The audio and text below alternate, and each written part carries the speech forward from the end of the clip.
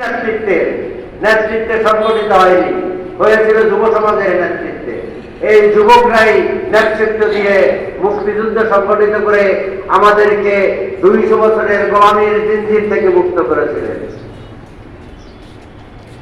1990 সালের গণ অভ্যুত্থান, সেটাও ছিল তারুণ্যের উচ্ছ্বাস ভরা একটা আন্দোলন। আর আমরা 24-এ দেখলাম ঢাকা বিশ্ববিদ্যালয়ের তরুণ ছেলেরা আন্দোলন করে আমাদেরকে দীর্ঘ 54 বছরের স্বৈর শাসন থেকে মুক্তির ছাপ দিয়েছেন। আর যখন এই আন্দোলন সমাপ্ত হল, ঢাকার ফিরজালা রাজপথ তখনও রক্তে রঞ্জিত, চোখ চোখ রক্ত শুকায় নাই। সেই মুহূর্তে আমরা কি দেখলাম? এদেশের কায়েমি স্বার্থবাদী রাজনৈতিক দল 1971 সালে এদেশের শ্রমিক, কৃষক, ছাত্র সমাজ অকাতরে জীবন দিয়ে দেশটা স্বাধীন করেছিল। কিন্তু 54 বছরে কেন আমাদের রাজনৈতিক দলগুলো, রাজনৈতিক নেতৃবৃন্দ আমাদেরকে সেই সাম্য, সেই মানবিক মর্যাদা, ন্যায় বিচার দিতে পারে নাই? কেন দিতে ব্যর্থ হলো? তার একটি মাত্র কারণ, সেই বৈষম্যের দলিল এই সংবিধান। এই সংবিধানটা ছিল উপনিবেশিক দাসের একটা সংবিধান, হাওলাত করা একটি সংবিধান। যেই সংবিধানের বিরুদ্ধে 1972 সালের 31 অক্টোবর জাতীয় সমাজতান্ত্রিক দলের জন্ম হয়েছিল। তাদের বক্তব্য ছিল, আমরা এই সংবিধান মানি না, এই সংবিধান উপনিবেশিক সংবিধান, এই সংবিধান শোষণের সংবিধান, এই সংবিধান ব্যক্তি শাসনের, শাসকের সংবিধান। এই সংবিধানে জনগণের কোনো মর্যাদা লিপিবদ্ধ নাই। সেই সংবিধানের পরিবর্তন ছাড়া আমরা কি একটা শোষণ মুক্ত দেশ আশা করতে পারি? কখনো পারি।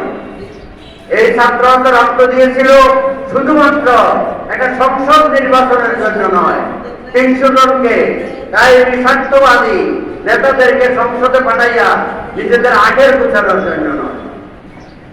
আমরা ব্রিটিশ আমলে দেখেছি, আমাদেরকে শোষণ করে, আমাদের শ্রমিকদের রক্ত শোষণ করে, আমাদের সম্পদ তারা লন্ডনে নিয়ে তা প্রতিষ্ঠা করেছে।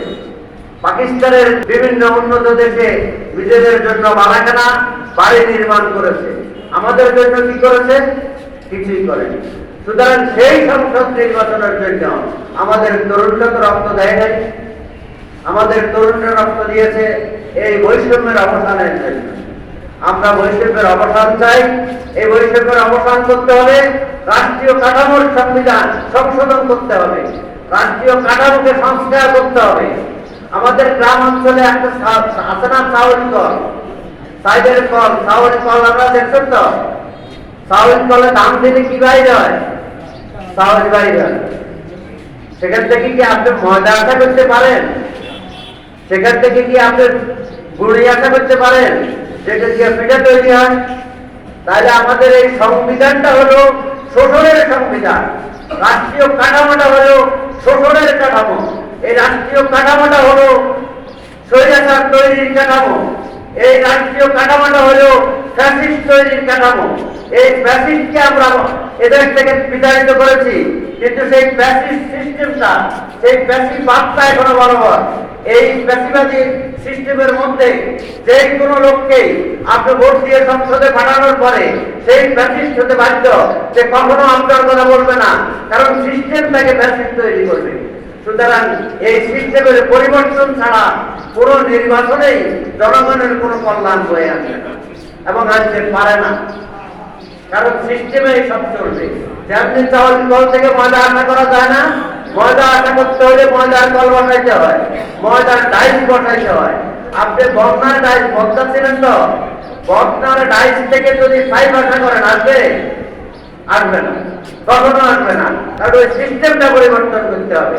আমরা 54 বছর জাতীয় সমাজতান্ত্রিক দল এই ফ্যাসিবাদী সংবিধান পরিবর্তনের আন্দোলন সংগ্রাম করেছি।